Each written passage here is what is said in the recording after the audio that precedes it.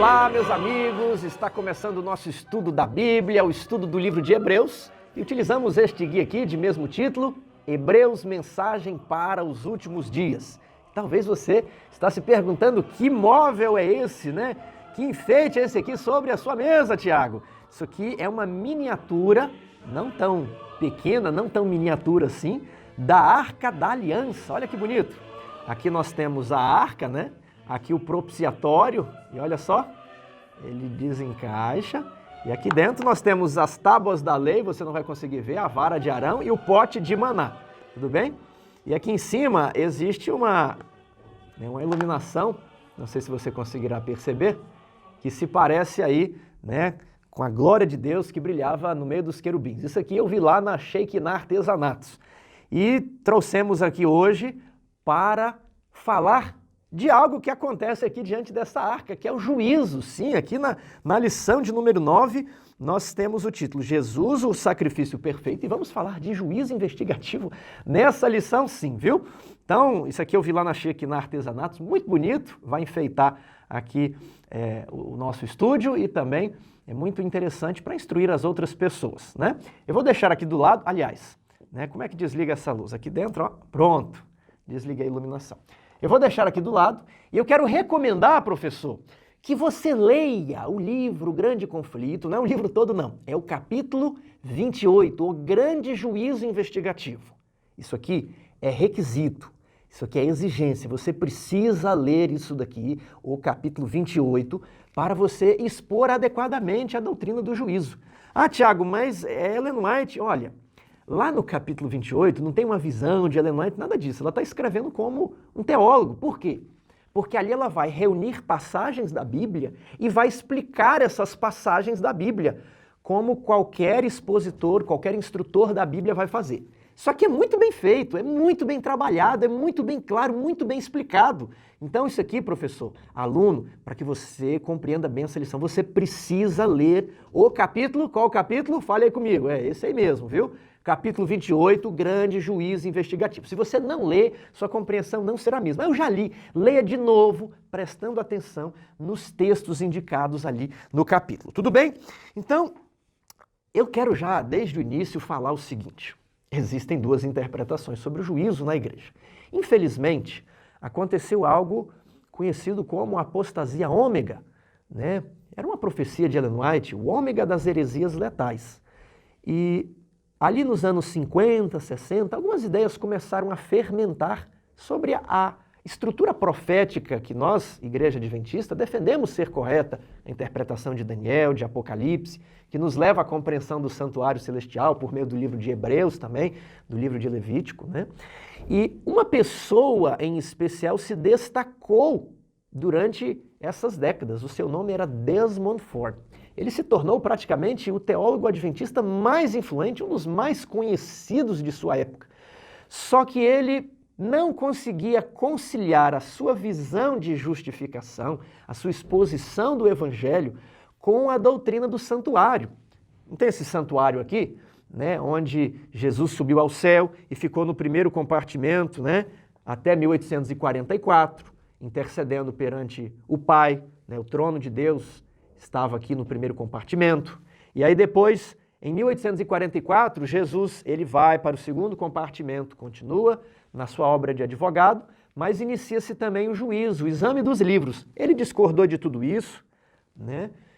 E ele negou, por fim, a doutrina do santuário, do juízo investigativo. Isso ficou conhecido como a crise Ford. Você precisa entender isso, porque muitas vezes aprendemos pelo contraste. Então você tem que aprender o que não está correto para perceber as nuances da doutrina verdadeira, tal qual exposta aqui, olha, o Grande Juízo Investigativo, capítulo 28, tudo bem?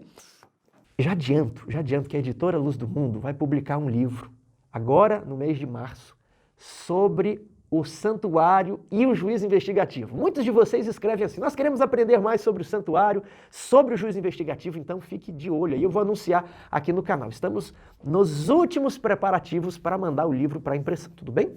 Mas estávamos falando que o Desmond Ford, ele negou essa ideia de santuário, de juízo investigativo, né? E isso ficou conhecido como a crise Ford, e ali em 1980 houve uma reunião onde a igreja rejeitou essas ideias do Dr. Desmond Ford. Então ele deixou de ser pastor, deixou de ser professor na igreja adventista. Só que o assunto ficou resolvido? Não. Aqui que está o detalhe. Muito, muito cuidado nisso daqui. Muitas pessoas que seguiam o Dr. Ford saíram da igreja na época. Eles negavam a interpretação do chifre pequeno, do santuário celestial, do fim dos 2.300 anos em 1844, mas principalmente eles negavam a justificação, o modelo de justificação adventista, né, de tradição metodista. Eles negavam tudo isso. E é justamente essa concepção de justificação que conflitou com a mensagem do juízo investigativo. E eu gostaria de explicar isso aqui para vocês hoje. E o cuidado é que muitas pessoas que discordaram da posição que a igreja tomou em 1980, elas deixaram a igreja, né, porque elas não acreditavam mesmo no juízo investigativo. Porém, muitos outros seguidores de Desmond Ford, eles continuaram na igreja, não acreditando em juízo investigativo, mantendo a mesma apresentação do evangelho, a mesma concepção de justificação do Dr. Ford. Tiago, e como é que eles lidam com o juízo investigativo? Eles ressignificam o juízo investigativo. Eles dizem acreditar no juízo investigativo, mas é só o nome. Na verdade, não existe um juízo. Eles dizem que existe uma auditoria, Deus já sabe tudo.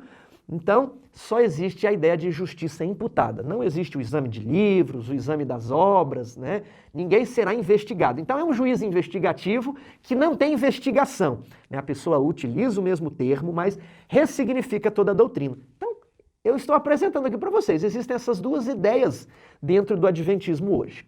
Agora, como a Bíblia apresenta o tema da justificação? Vamos dar uma olhada. Apocalipse 14, 12 nos fala, aqui está a paciência dos santos, aqueles que têm a fé em Jesus e guardam os mandamentos de Deus. Tiago 2, 24 apresenta fé e obras como integrantes da justificação. Romanos 2, 13 diz que é fé e obediência, né? Os simples ouvidores da lei, aqueles que acreditam, mas só ouvem, eles não serão justificados, né? Mas os que obedecem serão justificados. Aqui em João 8, 11, perdão e santificação, eu também não te condeno, perdão. Vá e não peques mais, santificação. Em Tito 2,14 encontramos a ideia de remissão e boas obras. E em Hebreus 5, verso 9, nós temos salvação e obediência, salvação eterna para todos os que obedecem. Essa é a compreensão da justificação bíblica. Nós vemos o tempo inteiro salvação e santificação. E não confunda justificação com salvação. Okay? Justificação é como declarar o homem justo, tudo bem? A salvação, o perdão, é uma parte desse processo, tudo bem? Esse processo, ele é dirigido por Deus e o homem coopera. Esse é o modelo wesleyano metodista, é o modelo arminiano, é o modelo onde existe o livre-arbítrio. Daqui a pouco você vai ver o modelo luterano calvinista que acredita na predestinação. Ele é um pouco diferente.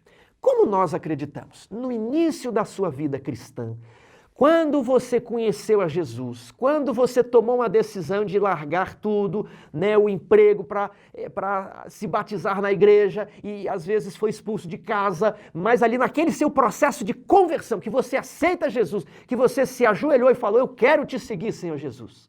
Ali todos os seus pecados foram perdoados. Você recebeu a justiça imputada, ela é uma justiça externa a você. Ali você recebeu os méritos de Cristo, né, que perdoam todos os seus pecados e consideram você como se nunca tivesse pecado. Isso que é salvação. Você foi salvo, tudo bem? Você foi remido.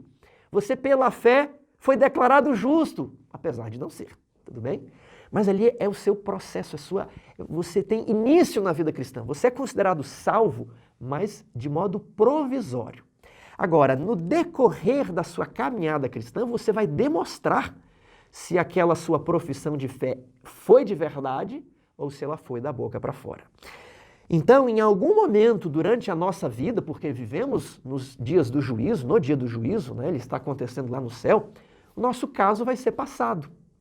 E ali, aquela salvação que nós já recebemos poderá ser confirmada e mantida, então, de salvação provisória ela se torna uma salvação eterna, tudo bem? ou aquele perdão ele poderá ser retirado, como aprendemos lá em Mateus 18. Não te perdoei eu toda esta dívida, mas você não perdoou o seu próximo. Agora você será desperdoado. Você vai para a cadeia até que você pague o último centavo. Tudo bem? Aí Jesus fala, assim também fará vosso Pai Celestial, se não perdoardes a cada um, né, as suas ofensas. Então existem esses dois momentos, tudo bem? Aquele momento onde você inicia a caminhada cristã, aí você é salvo, você pela fé em Jesus Cristo tem os seus pecados perdoados, mas você precisa agora andar em novidade de vida. E o juízo vai examinar a sua vida dali para frente, porque o passado é coberto pelo sangue de Cristo. Mas é preciso verificar se você produziu obras. Porque se você não produziu obras, você não teve fé. Tudo bem? Essas obras, elas são uma consequência da sua fé. Não existe fé sem obras.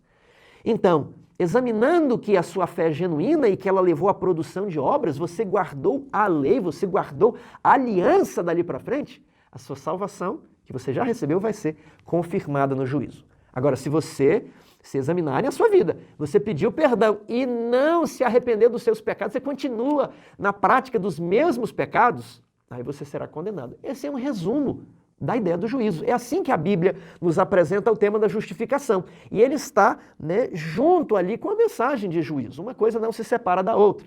Vejamos esse texto de Ellen White, que está ali na Review and Herald, em 1895. A justiça pela qual somos justificados é imputada. A justiça pela qual somos santificados é comunicada. A primeira é nosso título para o céu.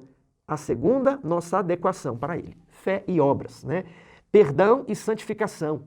Salvação e obediência. Tudo bem? Vamos ver agora um esquema de como funciona a justificação.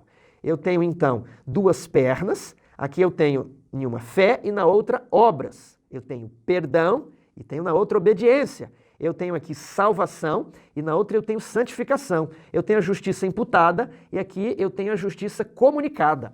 Então, justificar é declarar justo. Como assim, Tiago? A confusão que as pessoas fazem é que elas colocam uma outra palavra aí. Elas entendem que justificar é declarar o pecador justo, mas esse pecador não está no conceito bíblico. Justificação é declarar alguém justo.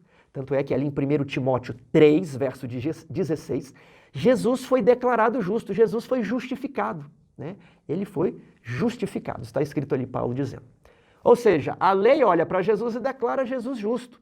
Então, no início da sua caminhada, você não é justo, mas Deus olha para Jesus e imputa sobre você os méritos do sangue de Cristo. Apesar de você não ser justo, ele declara você, é uma declaração forense, ele declara que você é justo, apesar de você não ser. No decorrer de sua vida, atendendo àquela fé que você teve no início, você será justo, você terá uma vida justa. Nós temos várias pessoas que eram justas na Bíblia, Jó, Enoque, né, Zacarias e Isabel, eram pessoas justas, viviam de maneira irrepreensível diante de Deus, Abel, né, os apóstolos. Então, eles tiveram seus pecados, mas foram perdoados e passaram a andar em novidade de vida. Então, no dia do juízo investigativo, quando a sua vida for examinada, você será declarado justo, porque a sua vida, pela graça de Cristo, está em harmonia com a lei. Tudo isso aqui é pela graça de Cristo, tudo bem? É assim que a Bíblia e o Espírito de profecia nos apresentam o tema da justificação. Agora, como é que o Dr. Ford, aquele que rejeita a doutrina do santuário, compreendia a justificação? Tiago, mas o que tem a ver a justificação do Dr. Desmond Ford? É que a maneira como ele compreendia a justificação o levou a rejeitar a doutrina do santuário, porque na doutrina do santuário tem um juízo investigativo. Gente, doutrina do santuário não é saber que Jesus está lá no céu, de braços abertos, intercedendo por nós. Não, isso não é doutrina do santuário, né? Isso é um pedaço da doutrina do santuário. Agora, doutrina, isso aí, que Jesus está lá no céu, ele é nosso advogado, todo o protestantismo e possivelmente até a tradição católica concorda. Então, doutrina do santuário é algo mais, viu? Como é que o Dr. Ford entendia? Veja lá. Olhe só, justificação era apenas fé, perdão, salvação e justiça imputada. Assim o Dr. Ford apresentava o tema da justificação. As obras, a obediência, a santificação, a justiça comunicada, ela até existia na teologia do Ford, em algum lugar, mas não como requisito da justificação. Ela estava fora do esquema, ela estava separada. O Ford, ele rejeita o esquema de Wesley. O Ford, ele vai pegar o esquema de Lutero. São esquemas diferentes, tudo bem? O esquema de Wesley é esse esquema aqui, ó. Justificação abrange essas duas colunas. Esse é o esquema de Wesley. O esquema de Lutero e de Ford, justificação é fé, perdão, salvação e justiça imputada. Por isso, quando você creu em Deus, você está salvo, pronto e acabou. Uma vez salvo, salvo para sempre. Quem vai te retirar dos braços de Jesus? Você é aceito no amado. E não importa a ética, não importa a santificação. Isso vai ser um fruto, mas se é mais, se é menos, se você obedeceu a lei, se você não obedeceu, isso não importa, até porque para eles não é possível obedecer aos 10 mandamentos, tudo bem? E Jesus sabe disso, que nós somos imperfeitos mesmo, e quem é cristão, quem professa, né? E aqui existe algo interessante dessa teologia. Eles vão ilustrar a vida cristã com palavras abstratas e vagas. Por exemplo, o Dr. Ford falava, temos que manter os olhos em Jesus. É muito comum nós ouvirmos, temos que estar de mãos dadas com Deus, temos que estar aos pés de Jesus na cruz, temos que viver conectados, né? Mas na prática, o que é isso? O que é tomar a nossa cruz e seguir após Jesus? Aí que está. Na prática, isso não era explicado, né? Então isso existe enquanto teoria, numa retórica bonita, porque a prática disso é justamente a santificação. Mas como eles retiravam a santificação de dentro do sistema, eles só ficavam ali com a salvação, perdão, ok? Salvação é diferente de justificação. Então, o juiz investigativo, ele propõe o quê? O exame das obras. A Bíblia diz que Jesus virá para retribuir a cada um segundo as suas obras. Ali, ele diz assim, toda árvore má será cortada e lançada no fogo. Aquelas pessoas que serão aceitas são os que fazem a vontade do meu Pai. Jesus diz, apartai-vos de mim para o fogo eterno, vós que praticais a iniquidade. Quem pratica a iniquidade não receberá os benefícios da expiação. Tiago, então quem recebe os benefícios da expiação? No juízo investigativo, haverá um exame da vida das pessoas que aceitaram a Jesus, para descobrir quem realmente deixou a graça transformar a sua vida. Então, ao se examinar as obras das pessoas, é feita uma separação. Aqueles que não têm obras condizentes com a fé, eles serão condenados, né? Eles não receberão os benefícios da expiação de Jesus. Somente aqueles que guardaram a lei como fruto da sua fé, aqueles que não praticaram iniquidade, aqueles que fizeram a vontade do nosso Pai Celestial, esses serão aprovados. Essa é a doutrina do juízo.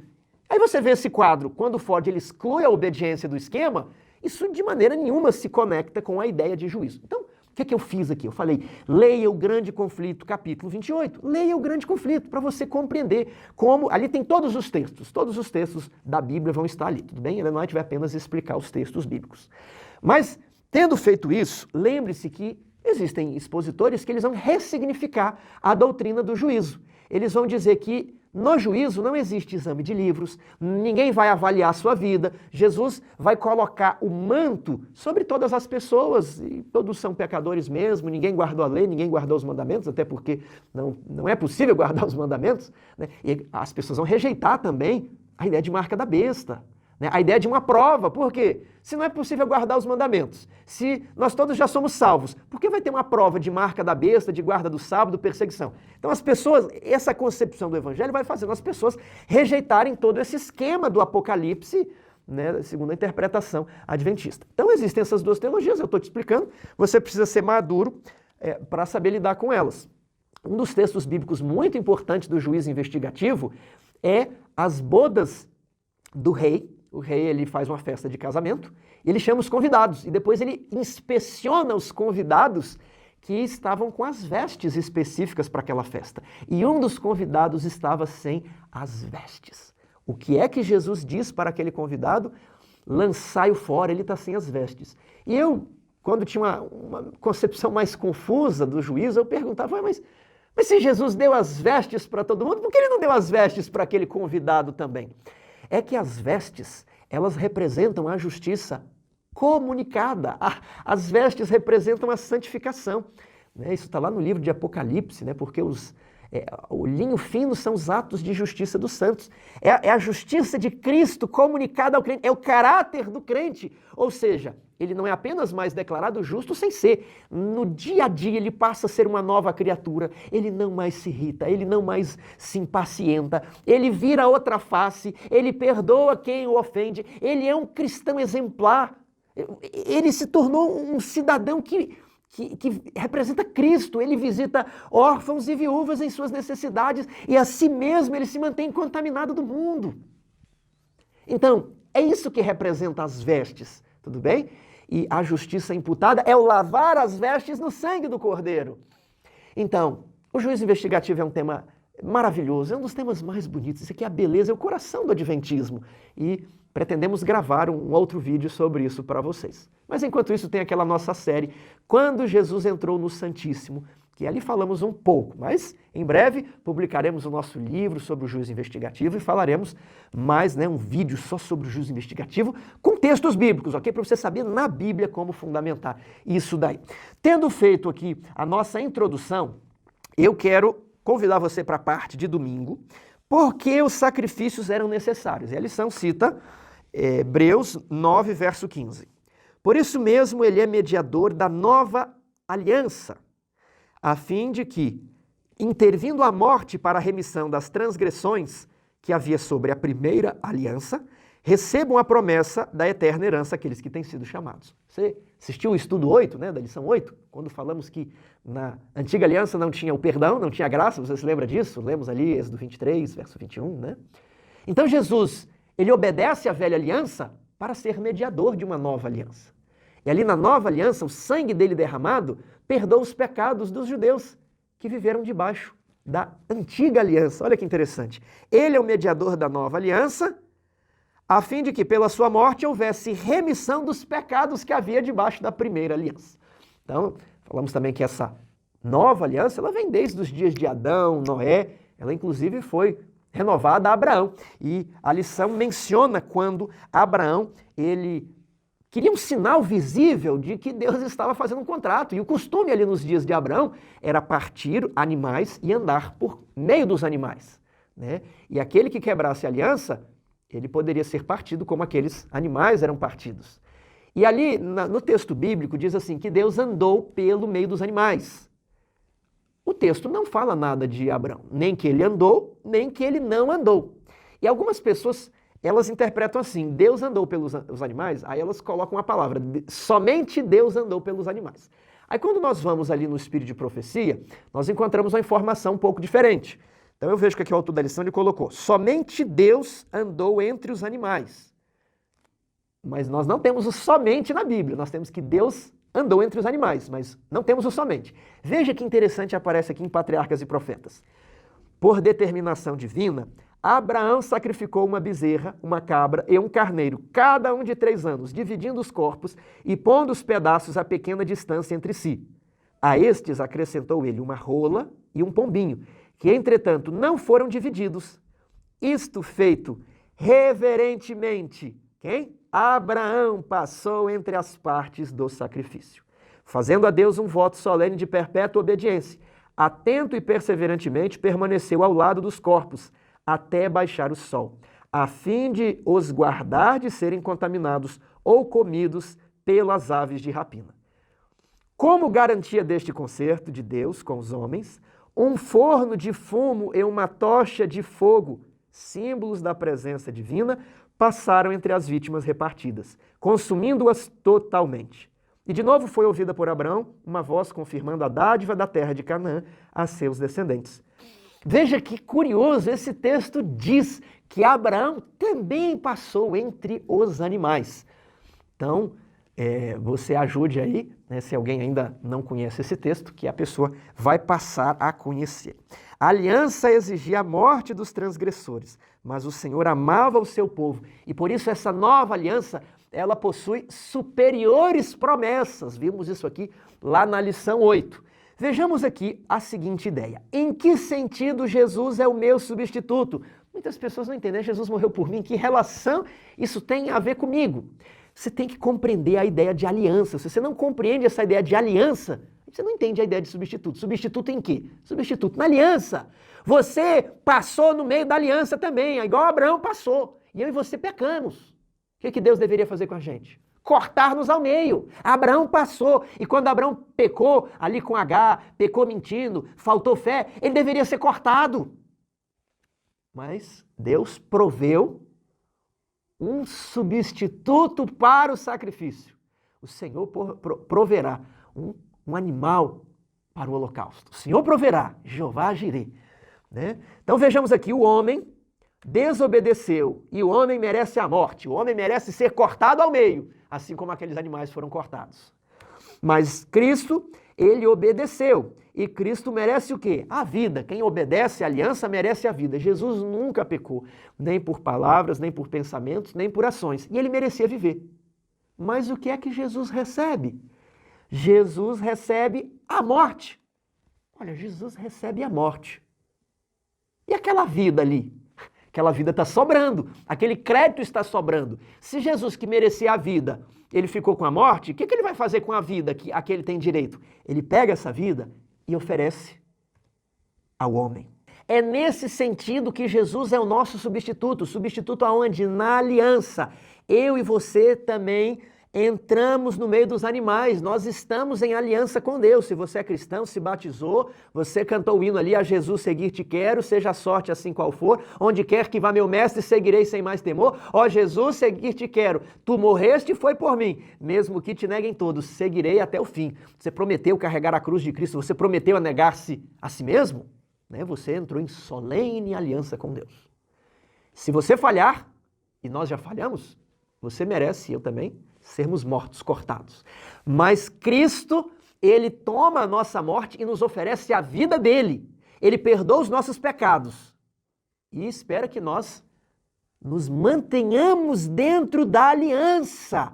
Tudo bem? O relacionamento com Cristo não é abstrato, é se manter dentro da aliança, é guardar a aliança, é cumprir todas as exigências da aliança, é cumprir toda a lei. Por isso que a justificação ela tem que ser vista dentro do contrato. É isso que significa estar crucificado com Cristo. É isso que significa andar de mãos dadas com Deus. É isso que significa estar conectado com Jesus. É isso que significa ser um discípulo. Essas palavras não podem ser bordões vazios. Essas palavras precisam significar alguma coisa na prática. E a ideia é estar dentro da aliança, guardar a aliança. O juízo investigativo é nada mais, nada menos do que verificar aqueles que pediram para entrar na aliança, se eles se mantêm na aliança, se eles estão ali fiéis ao pacto, fiéis à promessa que fizeram a Jesus. Porque Jesus lhe entregou a graça. Deus deu tudo. O céu não poderia dar mais nada.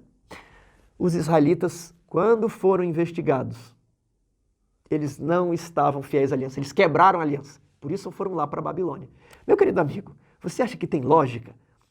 Se eu e você vivermos como os israelitas viviam, ali em Israel, e esperarmos ir para Canaã celestial, não, nós vamos para a Babilônia. Quem quebra a aliança reiteradamente, o livro de Hebreus fala, olha, você não produz frutos, você precisa produzir frutos, a terra que não produz frutos, perto está de ser queimada. Abraão, só que é interessante, Deus vai te provar várias vezes para ver se você produz os frutos. Como assim, Tiago? Abraão mentiu sobre a esposa dele. Aí depois ele teve Agar como esposa, teve um filho chamado Ismael. Tudo falta de fé. Deus foi falar com ele, ele riu de Deus. Aí depois ele mentiu ali em Siquém novamente. Aí Deus falou, olha, será que ele se arrependeu mesmo? Que garantia nós temos de que Abraão ele é fiel à aliança que o Senhor fez com ele? Que garantia? Vou fazer uma prova, vou fazer um teste com Abraão. Abraão, toma o teu filho, teu único filho, me oferece como sacrifício. E aí quando Abraão estendeu a mão, o anjo do Senhor segura a mão de Abraão e fala assim, basta, agora eu sei, depois de investigar a sua vida, Abraão, agora eu sei que me temes, porque não me negaste o teu filho, o teu único filho. Olha, ali está um cordeiro, um substituto, uma oferta para substituir Isaque. Agora eu sei, Abraão, que a tua fé é verdadeira, mesmo que provado. Nós não teremos de ser submetidos a uma prova tão severa como a de Abraão, mas todos nós seremos provados nas nossas fraquezas. Vejamos aqui a parte de segunda-feira, diversos tipos de sacrifício. O livro de Levítico está bem organizado. Levítico 1 fala sobre o holocausto, Levítico 2 a oferta de cereais, Levítico 3 a oferta do sacrifício pacífico, A oferta pelo pecado, a oferta pela culpa, né? Um capítulo para cada oferta. E, resumindo, as ofertas, elas apontam para Jesus, o nosso substituto, como vimos aqui no gráfico, né? E também aquele cordeiro que substitui Isaac. Agora não nos isenta da obediência. Não isentou Abraão dali de viver fiel à aliança, tudo bem? Terça-feira, sacrifício perfeito de Jesus. Como Jesus é descrito nesta passagem, Hebreus 7, 27. Vamos dar uma olhada? Hebreus 7, 27. Que não tem necessidade, como os sumos sacerdotes, de oferecer todos os dias os sacrifícios. Primeiro por seus próprios pecados, depois pelos pecados do povo. Porque fez isto uma vez por todas, quando a si mesmo se ofereceu. Jesus, ele é a oferta aqui da lição de segunda-feira, que a si mesmo se oferece uma única vez por todas, na nova aliança. Por isso que é a nova aliança que remove os pecados e que regenera o coração. As outras alianças, os sacrifícios eram diários, eram contínuos, né? Eram sacrifícios de animais.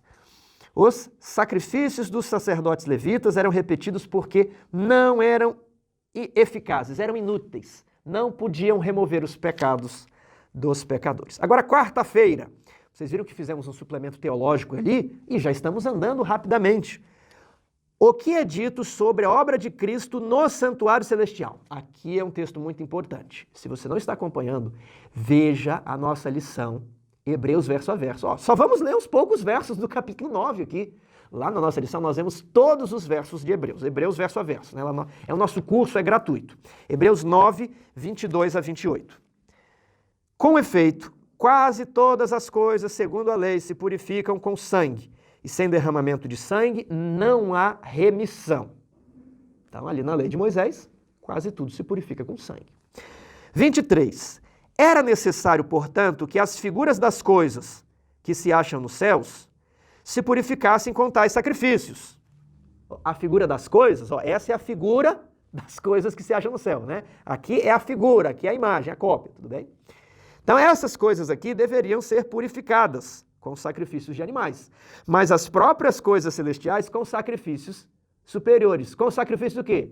Deveriam ser purificadas. Eu vou falar com a garganta bem cheia. As coisas celestiais deveriam ser purificadas.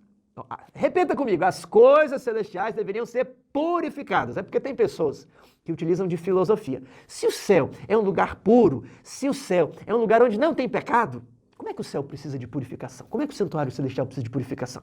Você percebeu que a premissa da pessoa, ela é filosófica, é lógica humana, né? Não parte da revelação. A revelação, o texto bíblico diz que as coisas que se acham no céu precisam ser purificadas. É o que Deus falou e assim diz o Senhor, tudo bem?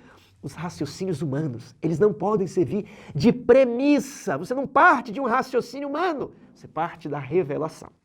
Então, ó, as próprias coisas celestiais deveriam ser purificadas com sacrifícios superiores. Qual o sacrifício? O que vimos aqui na segunda e na terça, o sacrifício de Cristo, que se ofereceu uma vez por todas. Vamos continuar lendo, 24. Porque Cristo não entrou em santuário feito por mãos, figura do verdadeiro. Ele não entrou neste aqui, que era o terrestre. Porém, no mesmo céu, para comparecer agora por nós diante de Deus. E onde é que Deus está lá em Apocalipse 4 e 5? No primeiro compartimento. Então, Jesus aqui estava no primeiro compartimento nos dias de Hebreus. Isso aqui é muito claro. Lá em Hebreus 4 e 5, você pode ver o nosso curso, quando Jesus entrou aqui, ó, no Santíssimo. Então, ele está ali no primeiro compartimento, diante de Deus, para comparecer por nós. 25. Nem ainda para se oferecer a si mesmo muitas vezes. Ele já tinha se oferecido, né? Como o sumo sacerdote cada ano entra no santo dos sangues com sangue alheio. Ora, neste caso, seria necessário que Jesus tivesse sofrido muitas vezes desde a fundação do mundo. Agora, porém, ao se cumprirem os tempos, se manifestou uma vez por todas para aniquilar pelo sacrifício de si mesmo o pecado. Então, aqui nós vamos responder à quarta-feira. O que é dito sobre a obra de Cristo no santuário celestial? Ele ofereceu-se a si mesmo uma única vez, ele é a oferta, mas ele entra para comparecer diante do Pai em nosso favor. Ele é sacerdote também, oferta e sacerdote. Então, ele ofereceu-se a si mesmo. Então, como sumo sacerdote, ele apresenta os méritos do seu sangue, da sua vida perfeita, para aniquilar o pecado. Para aniquilar o pecado. Tudo bem? E vamos ler aqui o 27. E assim como aos homens está ordenado morrerem uma só vez e depois disto o juízo, quantas vezes Jesus morreu? Uma só vez. Quantas vezes Jesus se ofereceu? Uma só vez. E depois disso Jesus virou sumo sacerdote. Os homens vivem uma só vez e morrem, e depois disso, o juízo. Então aqui eu já faço a transição da quarta para a quinta para falarmos sobre o juízo. Aquela introdução que eu fiz lá, ela já preparou o pano de fundo aqui para falarmos do juízo. Tudo bem? Assim também Cristo, tendo se oferecido uma vez para sempre para tirar os pecados de muitos, aparecerá segunda vez sem pecados aos que o aguardam para a salvação. Então Jesus, quando estava na terra, ele foi o portador de fardos. Ele levou sobre si as nossas iniquidades. Ele foi ferido por Deus. Ele se ofereceu uma vez. E aí ele entra aqui no santuário. E os nossos pecados são levados para esse santuário. Assim como no ritual terrestre, as culpas eram levadas para o santuário terrestre. Então as culpas dos nossos pecados foram depositadas em Cristo e ele leva essas culpas aqui para o santuário celestial. E ele pede que o sangue dele seja aplicado, né, sobre as culpas de quem? Não sabemos ainda. Quem é que aceitou a Jesus? Por isso, quando terminam as 2.300 tardes e manhãs, o santuário será purificado. Você lembra que você leu isso aqui? Né? As próprias coisas celestiais serão purificadas com sacrifícios superiores. Então, o santuário celestial precisa ser purificado. Quando que ele é purificado? Até 2.300 tardes e manhãs e o santuário será purificado. Então, quando esse tempo se completa, Jesus ele entra agora no Santíssimo e inicia a purificação do santuário. E ali no Santíssimo, ele precisa saber quem é que receberá os benefícios da expiação. Aí ele começa a ver o juízo, vai começar pelos mortos. Qual o primeiro morto? Abel. Não foi Adão, viu? Abel, o justo. Abel foi o justo. Ele, olha, sofreu por Cristo. Foi obediente, né? É isso que determina a diferença entre Abel e Caim, a obediência dos dois. Então Abel recebe o perdão dos pecados. E ele vai, né, examinando os livros lá do céu e aplicando os méritos às pessoas que verdadeiramente se arrependeram. Aqueles que não têm pecados secretos, pecados ocultos, para os quais não houve arrependimento. Aqueles que têm esses pecados, para os quais não houve arrependimento, eles são removidos, eles não recebem os benefícios da expiação. Então, depois que Jesus, ele entra aqui em 1844, e o juízo está em andamento nos nossos dias, ele, depois que ele formou uma lista daqueles que receberão os benefícios da expiação do seu sangue, ele vai retornar à terra. Só que ele retorna sem pecado. O texto diz que ele virá uma segunda vez sem pecado. Onde foram os pecados? Porque ele levou os nossos pecados sobre a cruz. Ele vai lá no santuário como oferta pela culpa, nossa culpa. Onde foram os pecados então? Ora, o sumo sacerdote saía e colocava as mãos sobre o bode Azazel. E o bode Azazel ia no deserto, morrer à míngua. O bode Azazel é Satanás. Então, Jesus pagou os nossos pecados. Só que nós não pecamos sozinhos. Satanás estava pecando junto conosco. Vai lá, faz isso, não leva desaforo para casa. Satanás estava lá. Então ele é culpado dos nossos pecados. Não da nossa parte, ele é culpado da parte que ele nos instigou. Então, os pecados são depositados sobre Azazel. Os pecados que ele cometeu, tudo bem? E ele vai morrer à míngua. Então, quando Jesus sai do santuário, ele sai sem pecado. E os pecados dos ímpios são colocados cada um sobre a cabeça. Cada um levará sobre si a sua iniquidade. Então, eu vou falar ainda da purificação, mas é resolvida uma contradição aqui. Não existe mais registro de pecado nesse santuário. Quem tem o nome aqui não tem registro de pecado. E os pecados que estavam sobre Jesus, ele coloca sobre o bode Azazel e sobre os ímpios. Então ele volta uma segunda vez sem pecado. Isso aqui, os fundamentos bíblicos da doutrina do juízo. Veja ali o nosso vídeo de Hebreus 8 e 9. Nós já vamos falar sobre isso aqui. É o coração do livro de Hebreus. Leia. Peguei umas folhas aqui. Leia o juízo investigativo, o grande juízo investigativo, o grande conflito, capítulo 28. Tá. Tiago, como é o juízo nas várias tradições? Tradição católica, a pessoa morreu, ou ela vai direto para o fogo, porque tinha pecados pecados graves, né? Se ela tinha pecados mais ou menos, ela vai para o purgatório, né? E se ela tinha uma vida muito santa, ela vai direto se encontrar com São Pedro. É assim que nós escutamos, né? Ele morre e aí vem o juízo. Ou para o inferno, purgatório, ou direto para o céu.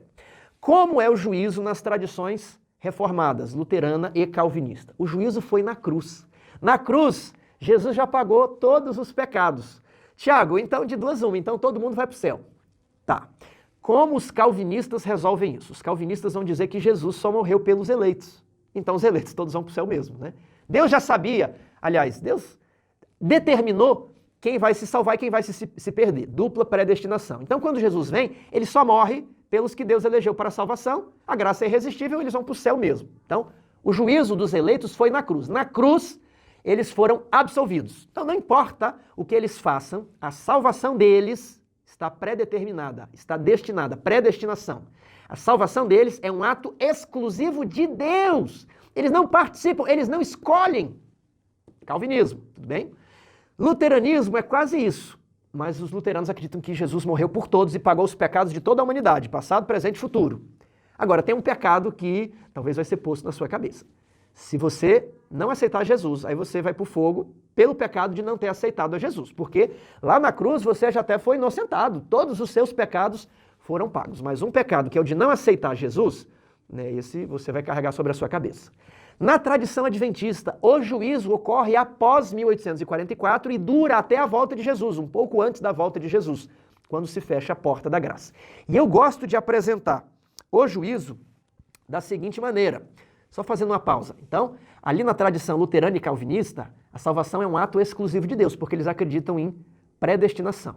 Na tradição adventista, metodista, wesleyana, nós acreditamos que Deus oferece a sua graça, graça preveniente, mas nós podemos escolher cooperar com Deus, né, poder de Deus unido ao esforço humano, ou nós, né, cruzamos os braços, ficamos na indolência e não seremos salvos. Então existe livre-arbítrio com relação à salvação no adventismo e nós escolhemos. Calvinismo e luteranismo é Deus que escolhe, por isso a predestinação. Então, eu gosto de apresentar, eu tenho até essa folha aqui, eu vou deixar na descrição, é um resuminho de quando eu dou estudos bíblicos sobre o juízo, ou na igreja, tudo bem? Então eu gosto de começar com Daniel 7, 9 e 10. Continuei olhando até que foram postos uns tronos, e o ancião de dias se assentou. Esse aqui é o pai, ele é o juiz, ele deve presidir essa fase do juízo. Verso 10. Um rio de fogo, uma nave saía de diante dele. Milhares de milhares o serviam, miríades de miríades estavam diante dele. Assentou-se o tribunal e se abriram os livros. Então, temos aqui a informação de que existem livros no céu. Assentou-se o tribunal, uma cena de julgamento, e se abriram os processos, os livros de registro. Quais livros são esses? Em Apocalipse, capítulo 20, verso 12, nós temos o seguinte livro. Vi também os mortos, os grandes e os pequenos, postos em pé diante do trono. Então se abriram livros. Ainda outro livro, o livro da vida, foi aberto. E os mortos foram julgados segundo as suas obras, conforme o que se achava escrito nos livros. Temos aqui lá abrindo livros, aqui uma cena de livros também. E aqui o nome de um livro é dito, o livro da vida. Então, o livro da vida no livro da vida está o nome daqueles que professaram o nome de Cristo algum dia. Daqueles que foram cooperadores do Evangelho. É o que encontramos lá em Filipenses, capítulo 4, verso 3, né? Quando Paulo fala ali daqueles que cooperaram, olha só. A ti, fiel companheiro de julgo, também peço que as auxilies, pois juntas elas se esforçaram comigo no Evangelho. Ó. Pessoas que cooperaram no Evangelho. Também com Clemente, com os demais cooperadores meus, cujos nomes se encontram no livro da vida. Que maravilha! O seu nome está no livro da vida. Quando você se batizou na igreja e o seu nome foi escrito no livro da igreja, lá no céu, um anjo escreveu o seu nome no livro da vida. O livro da vida, então, tem os nomes de heróis da fé, como Abel, como Abraão, como Davi, o nome dos apóstolos, Pedro, João, Paulo, Judas. Tiago, o nome de Judas está no livro da vida? Sim, o nome de Judas está no livro da vida. Judas não foi um cooperador do Evangelho? Foi. Se Judas foi um cooperador do Evangelho, o nome de Judas está no livro da vida. Espere um pouquinho. vamos ver quais são os outros livros. Vejamos aqui, Malaquias, capítulo 3, verso 16. Então os que temiam ao Senhor falavam uns aos outros. O Senhor atentava e ouvia. Havia um memorial escrito diante dele, um livro de memórias. Para quem? Para os que temem ao Senhor e para os que se lembram do seu nome. Ou seja, existe não apenas o livro da vida, que eu tenho aqui um exemplar, bem? Vamos colocar ele aqui. Livro da vida. Não sabemos como é lá no céu. Pode ser um tablet, né? Pode ser um pergaminho, pode ser um formato de livro. E aqui no livro da vida fica registrado os nomes daqueles que foram cooperadores do Evangelho. Mas também havia um memorial escrito. E aqui nós temos o livro memorial. Enquanto aqui está o nome dos que professaram o Evangelho, aqui no livro memorial está as boas ações daqueles que têm o nome escrito no livro da vida. Todo sofrimento por amor a Cristo, toda palavra bondosa, todo ato de beneficência feito em favor do próximo, tudo está fielmente registrado nos livros do céu, no livro memorial. Aqui estão as boas obras dos justos. Quando você se deita na sua cama, derrama lágrimas e diz, ninguém me vê como estou sofrendo por amor a Cristo. Deus vê. Não recolheu ele todas as suas lágrimas de uma garrafa? Diz o salmista, exemplificando que Deus tem o registro dos sofrimentos dos santos por amor a Cristo. Tudo está lá no livro das boas memórias, tudo bem? Agora, existe um outro documento, né? Não seria propriamente um livro, mas vamos falar livro aqui para ficar bem didático. E o texto se encontra lá em Isaías, capítulo 65, versos 6 e 7. Eis que está escrito diante de mim, e não me calarei, mas eu pagarei, vingar-me-ei totalmente das vossas iniquidades, e juntamente das iniquidades de vossos pais. Na Bíblia Revista e Corrigida, não tem a preposição, então fica assim, eis que está escrito diante de mim, as vossas iniquidades. Então Deus ele possui um registro também dos nossos pecados. Vamos colocar aqui nesse formato de livro. Então, livro da vida, onde fica escrito os nomes daqueles que um dia professaram o Evangelho. O livro memorial, onde estão as boas ações dos justos. E aqui, no livro das iniquidades, os nossos pecados, as nossas ações e os nossos pensamentos. Coisas que ninguém na terra sabe, mas estão registradas no livro do céu. Assim como a fotografia é impressa em uma página fotográfica, em um papel fotográfico, e ela reproduz fielmente a imagem fotografada. Assim o nosso caráter é registrado nos livros do céu, e homem algum pode apagar as suas transgressões. A Bíblia nos diz que de tudo teremos de dar contas a Deus, até mesmo das nossas palavras. Elas estão registradas aqui. Os palavrões, as palavras imundas, os gritos que você deu com a sua esposa, os gritos que você deu com os seus filhos. Tudo está fielmente registrado. E isso é uma realidade terrível. Terrível. Mas o que nos ensina o livro de Eclesiastes, capítulo 12, versos 13 e 14? De tudo que se tem ouvido, a suma é, ou seja, a suma, o resumo, a essência, né? O princípio de tudo é, teme a Deus e guarda os seus mandamentos, porque isto é o dever de todo homem. Até nos lembramos lá de Apocalipse 14, né? Temei a Deus e dai-lhe glória, pois é chegada a hora do seu juízo. Leve a sério essa questão. 14. Porque Deus há de trazer a juízo todas as obras, né? Até que as que estão escondidas, quer sejam boas, quer sejam más. Então todas as obras serão expostas ali diante de Deus, as boas obras e as más obras. Então o juízo, ele é realizado com base nas obras das pessoas. Nada mais claro do que isso na Bíblia. E Jesus disse que de toda palavra frívola que os homens proferirem, dela darão conta no dia do juízo. Mateus 12, verso 36 e seguintes. Agora, o que acontecerá com o nome de Judas, que está escrito aqui no livro da vida? Ao examinarem-se os livros de registro, nós veremos que Judas, ele negou a Jesus. Judas, ele tem pecados para os quais não houve arrependimento. Pedro também negou a Jesus, mas Pedro, ele demonstrou seu arrependimento tendo uma vida diferente. Judas não. Judas jamais se arrependeu. Gente, arrependimento não é falar uma palavra assim, Jesus me perdoa, né? Talvez alguém vai pensar assim, mas e se quando ele pulou ali da corda, ele pediu perdão para Jesus, né? Será que ele não se arrependeu? Ora, quem garante?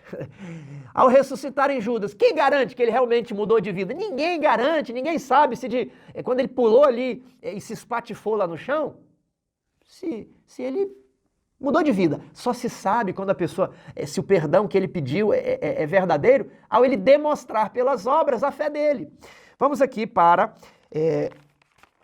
Êxodo capítulo 32, verso 32 e 33. Agora, pois, perdoa-lhe o pecado, disse Moisés, ou se não, risca-me, peço-te, do livro que escreveste. Onde estava o nome de Moisés escrito? No livro da vida. E Moisés pediu, Senhor, não destrua o povo, faça o seguinte, risque o meu nome, tire o meu nome do livro da vida, mas deixe o nome do povo. O que Deus respondeu para ele? 33. Então disse o Senhor a Moisés, riscarei do meu livro todo aquele que pecar contra mim. Riscarei do meu livro todo aquele que pecar contra mim. Em algum momento, durante o exame dos livros, o nome de Judas será riscado. Não funciona assim. Jesus viu que Judas é pecador, é imperfeito mesmo. Agora vamos colocar aqui o manto da justiça de Cristo para cobrir os pecados de Judas. Não funciona assim. Ele não teve obras, não deu mostras que ele se arrependeu. O nome de Judas será riscado porque ele tem pecados para os quais não houve arrependimento. E se vale para Judas, vale para mim e para você. Tiago, existe mais sobre isso na Bíblia? Existe. Ali em Ezequiel, vejamos comigo, capítulo 18. É um texto que você precisa até marcar na sua Bíblia. Ezequiel, capítulo 18. Nós vamos ler do verso 21 ao verso 24. A alma que pecar, essa morrerá. Verso 20. O filho não levará a iniquidade do pai, nem o pai a iniquidade do filho. Verso 21. Mas se o perverso se converter de todos os pecados que cometeu e guardar todos os meus estatutos e fizer o que é reto e justo, certamente o perverso viverá, não será morto. Tiago, e os registros de pecado do homem perverso? De todas as transgressões que cometeu, não haverá lembrança contra ele. Pela justiça que praticou, viverá. Então, se ele se converter, tudo que ele praticou de mal será apagado. Aí que os pecados são apagados. Até então, né, eles estão ali registrados. E quando você pede perdão, fica escrito na frente assim, perdoado, tudo bem? Mas eles continuam ali. Mas agora, quando termina o juízo, quando Jesus fecha a lista de quem vai para Nova Jerusalém, e se o perverso se converter, tudo vai ser apagado. Tudo. Tudo vai ser lançado neste momento aqui, nas profundezas do mar. Ok? E agora, os atos de justiça dele, a justiça que praticou, ela continuará registrada por toda a eternidade. E o nome dele é confirmado no livro da vida. Salvação agora é eterna. Salvação que era provisória é confirmada eterna para todos os que obedecem. Tudo bem? Vejamos agora um outro caso. Vejamos uma pessoa que aparentemente era justa, mas ela não se converte, ela pratica a iniquidade. Verso 24. Mas desviando-se o justo da sua justiça e cometendo a iniquidade, fazendo segundo todas as abominações que faz o perverso, acaso viverá? Será que uma pessoa fazendo todas as abominações que os gentios também fazem, vivendo ali da maneira do mundo, né, aquela famosa oração do mensalão, que as pessoas são pegas ali combinando suborno, Senhor, nós somos pecadores mesmo, mas perdoa os nossos pecados, fica conhecido como a oração do mensalão, né? Será que Jesus vai chegar, olha, eu vou colocar o manto da justiça sobre você? Essa história não existe, tudo bem? Jesus fala assim, tirai-lhe os trapos de imundícia, esta é a justiça imputada. Agora, ao ele caminhar com Cristo, ele vai ter o caráter de Jesus, porque Jesus é o seu exemplo, ele anda nas pegadas de Jesus. E agora ele vai manifestar, por meio da graça, da obra do Espírito Santo, dos anjos, né? Tudo é pela graça. Né? Ele vai manifestar a vida de Jesus nele, ele será um cristão propriamente dito. Ele está crucificado e quem vive nele, quem se move nele, quem fala por ele, quem pensa por ele, é Cristo. Tudo bem? Então, olha só. Desviando-se o justo da sua justiça e cometendo iniquidades, não existe essa ideia. Agora eu vou pôr o manto sobre uma pessoa que está praticando a iniquidade. Olha só. Será que, segundo todas as abominações que essa pessoa fizer, que faz o perverso, acaso viverá? De todos os atos de justiça que tiver praticado, não se fará memória. Na sua transgressão com que transgrediu e no seu pecado que cometeu, neles morrerá. Tudo que essa pessoa praticou de bom e de justo e obediência à lei será apagado. O seu nome será riscado do livro da vida. Os perdões que ele possivelmente recebeu serão retirados. Ele não terá os méritos de Jesus nem para parte da sua vida. Ele terá que ir para o lago de fogo preparado para o diabo e seus anjos. E ele morrerá por todos os pecados que ele cometeu desde a infância até a vida adulta. Isso nós aprendemos lá em Mateus 18, quando o grande devedor tinha sido perdoado e depois ele é desperdoado e o rei volta para a cadeia e fala, agora eu quero até o último centavo. Eu não tinha te perdoado toda a dívida, mas agora volta e Jesus fala, assim também nosso Pai Celestial fará. Meus queridos amigos, a purificação do santuário, ela está relacionada a esses livros. O santuário está contaminado porque há pessoas com nome no livro da vida e pessoas que estão aqui no livro da vida com registros de pecado. E Satanás diz, como estes podem estar no céu? Como estes podem ter o nome no livro da vida? Então, quando Jesus ele termina de examinar os casos, ele vê quem realmente se arrependeu de tudo, quem está em novidade de vida, e ele vê quem acaricia os pecados. E ao ver isso, ou ele apaga aqui, ou ele apaga aqui, tudo bem? E então, a contradição será eliminada. Quando os registros dos justos são apagados, os nomes de quem está no livro da vida não tem mais registros de pecado. E quando então os atos de justiça e o nome no livro da vida daqueles que não têm obras são apagados, ele só tem pecados. O nome dele não está mais no livro da vida. Não há mais a contradição. Então o santuário é purificado. Jesus paga os pecados dos justos, coloca o nome deles no livro da vida. Agora os pecados dos ímpios vão ser depositados sobre a sua cabeça e os pecados de Satanás sobre a cabeça de Satanás. E é isso que diz que ele virá uma segunda vez, agora sem pecado, porque o pecado foi pago e o pecado dos outros foi dado a cada um o pecado do seu dono. Meu amigo, eu insisto com você, leia toda essa... Eu tirei isso aqui do capítulo 28 de O Grande Conflito. Leia essa exposição. Essa é a doutrina adventista do juízo investigativo. Mas hoje, o que está acontecendo? Alguns expositores, eles vão pegar aquela concepção de juízo luterana, calvinista, e vão trazer para o adventismo, mas sem a predestinação. E vão dizer que não existe exame das obras lá no santuário celestial. Tudo bem? Então, eles vão dizer que, na verdade, não existe um juízo, existe uma auditoria. Eles falam, Deus sabe tudo, realmente Deus sabe tudo. Né? Deus não precisa mostrar obras de ninguém para todo mundo. Né? Nós somos pecadores, Deus vai colocar o manto em todo mundo, né?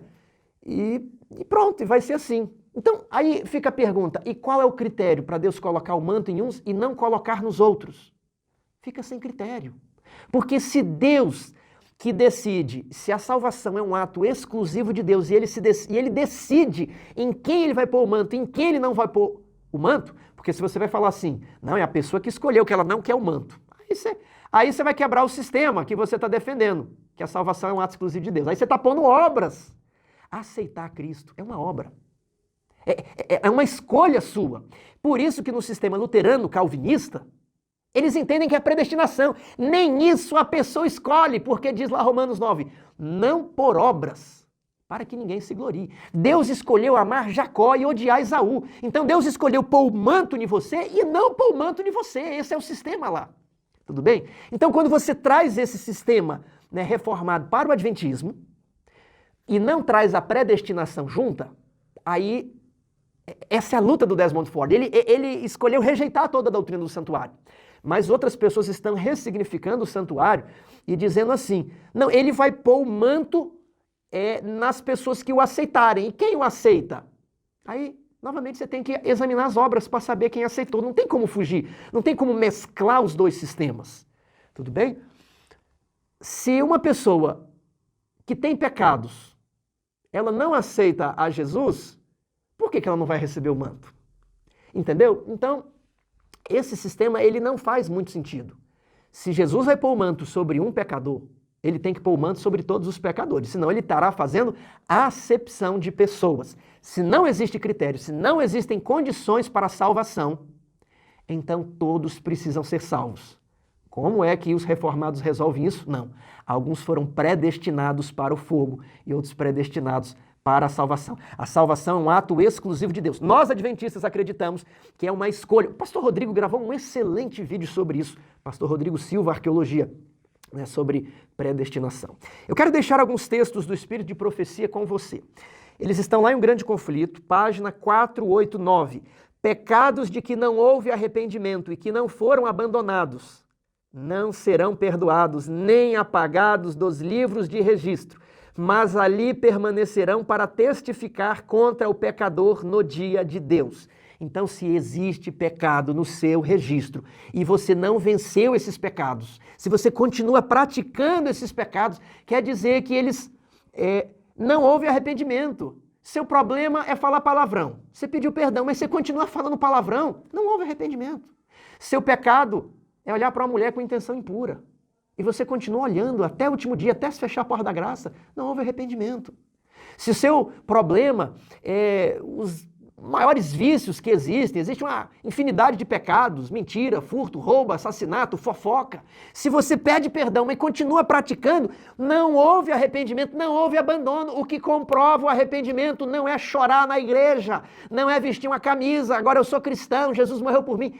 Não é isso que é o arrependimento. O arrependimento é uma tristeza pelo pecado, é uma conversão. Tudo bem? O arrependimento é não mais fazer, pela graça de Cristo. Eu vou ler de novo, porque esse texto é importante. Pecados de que não houve arrependimento e que não foram abandonados não serão perdoados nem apagados dos livros de registro, mas ali permanecerão para testificar contra o pecador no dia de Deus. Próximo texto, ainda no mesmo capítulo. Por meio dos defeitos de caráter, Satanás trabalha para obter o domínio da mente toda. E Satanás sabe que, se esses defeitos forem acariciados, Satanás será bem-sucedido. Portanto, Satanás está constantemente procurando enganar os súditos de Cristo com seu fatal sofisma de que lhes é impossível vencer. Alguém já te disse que é impossível vencer suas tendências homossexuais? Não importa se você nasceu assim, não importa se você as adquiriu ao longo da vida, isso não é problema para Deus, você pode vencer. Alguém já falou que é impossível você dominar a sua língua? É mentira, é Satanás, é a serpente. É possível vencer. É possível vencer como Jesus venceu. Isso está na Bíblia, Apocalipse 3, 21. Não deixe Satanás vencer você com o seu fatal sofisma. É o grande engano. Não é possível vencer. É o grande e terrível engano. É o grande sofisma que é impossível vencer. Mas Jesus apresenta em seu favor suas mãos feridas, seu corpo moído e declara a todos os que desejam segui-lo: a minha graça te basta. 2 Coríntios 12, 9. Tomai sobre vós o meu jugo e aprendei de mim, que sou manso e humilde de coração, e encontrareis descanso para as vossas almas, porque o meu jugo é suave e o meu fardo é leve. Mateus 11, 29 e 30. Ninguém, pois, considere incuráveis os seus defeitos. Deus dará fé e graça para vencê-los. Ninguém receberá o manto sem, pela graça de Cristo, ter vencido os defeitos de caráter. Você entendeu? Ele não fala assim, a minha graça te basta, eu vou fazer vista grossa. Não é essa a ideia. A minha graça te basta, a minha graça é tão poderosa que pode fazer de você o pior dos pecadores. É um justo. Não só porque foi declarado justo, mas porque ao longo da vida a graça mudou o seu cérebro, mudou as suas conexões nervosas. A graça implantou a natureza divina por meio do Espírito Santo dentro de você. E agora obedecer a Deus é um impulso natural, porque o Espírito implantou isso no seu coração. Glória a Deus! Aleluia ao Filho de Deus! Digno é o Cordeiro. Essa é a maravilha da graça de Deus. Ela não apenas perdoa, mas ela nos livra das nossas paixões corruptas. Vejamos outro texto. Esse está em Mensagens Escolhidas, volume 1, página 360. É uma declaração posterior a Minneapolis, ali, 1897. Todo aquele que é salvo precisa ter essa experiência. No dia do juízo, ou seja, hoje, o juízo começou em 1844 e ele prossegue até os nossos dias, até que a porta da graça seja fechada. Então, no dia do juízo, hoje, não será defendido o procedimento do homem que reteve a fraqueza e imperfeição da humanidade. Para ele não haverá lugar no céu. Ele não pôde desfrutar a perfeição dos santos na luz. Meu irmão, isso aqui é muito sério. Aquela pessoa que está justificando seus pecados na sua índole, né? Eu sou italiano, sou alemão, sangue forte, né? Eu sou assim mesmo, é a minha natureza, a gente tem dificuldade de perdoar. Ele está retendo as paixões corruptas e ele está recusando a graça de Cristo, ele está dizendo que a graça de Cristo não tem poder para transformar o pecador, não tem poder para regenerar. Ele está dizendo que a graça de Cristo só perdoa, mas regenerar a graça de Cristo não pode. É um rebaixamento da graça. Parece que esse discurso está enaltecendo a graça. Na verdade, está falando que a graça não pode todas as coisas. E tudo podemos em Jesus Cristo, que nos fortalece.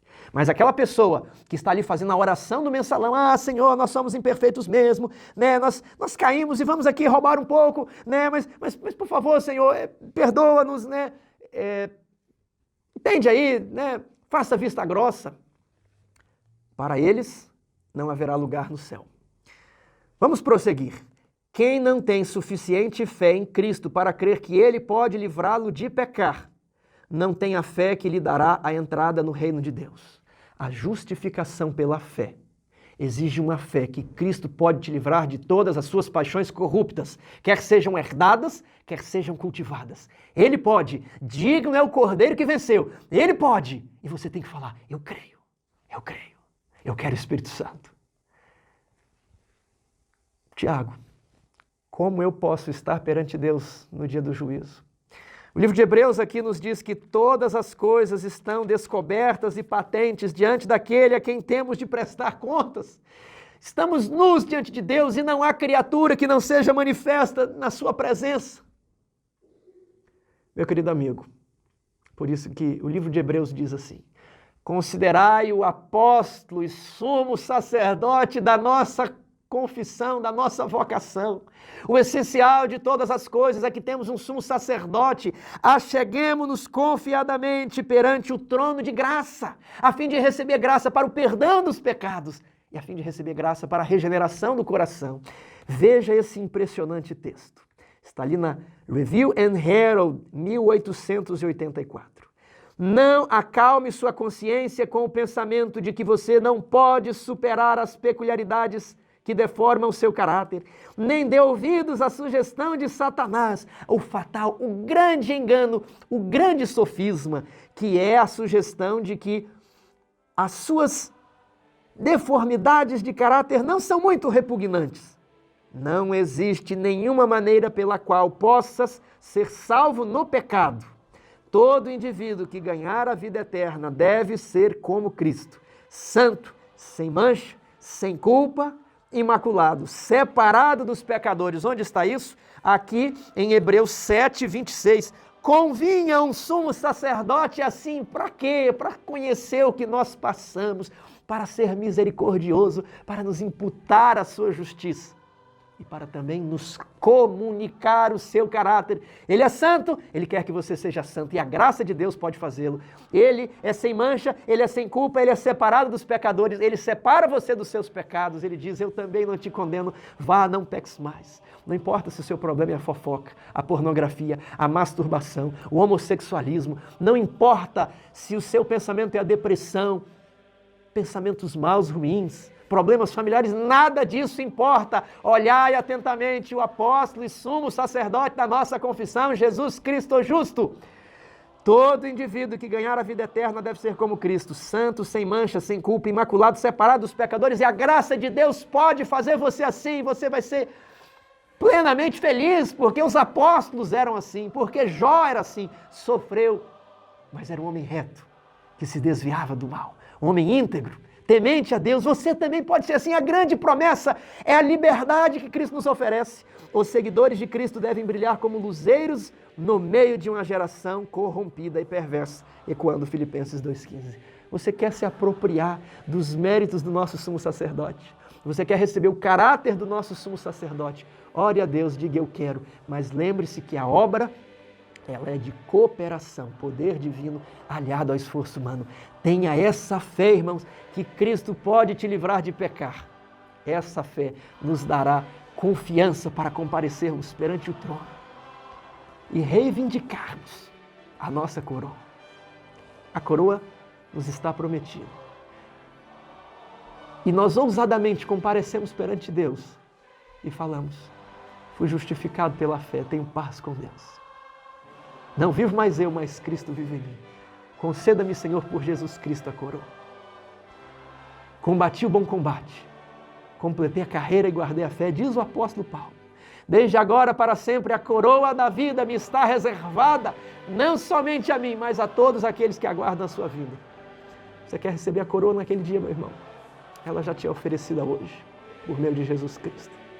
Aproprie-se dos méritos de Jesus Cristo e deixe que a graça dele transforme toda a sua vida e retire todas as arestas que ainda maculam o seu caráter, para que você possa viver o cristianismo em toda a sua amplitude. Que Deus o abençoe.